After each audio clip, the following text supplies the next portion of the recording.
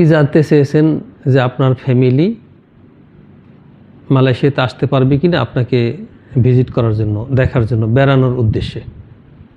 অবশ্যই আসতে পারবে, কিন্তু আসার জন্য বেশ কিছু কন্ডিশন আছে। যদি আপনার কোম্পানি আপনাকে স্পন্সরশিপ লেটার দিতে হবে, প্লাস কোম্পানির বেশ কিছু ডকুমেন্টস দিতে হয়, যেমন আইসির ফটোকপি, তারপরে লাইসেন্সের ফটোকপি, এগুলি দিতে হয়। এগুলি দেওয়ার পরে যদি দেয় সঠিক, তাহলে আপনি আনতে পারবেন।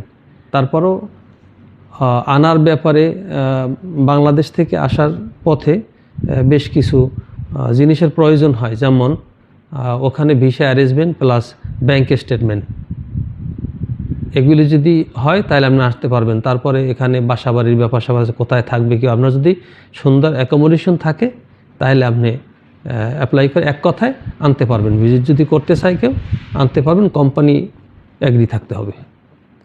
আশা করি প্রশ্নটা সবাই বুঝতে পারছেন। ধন্যবাদ।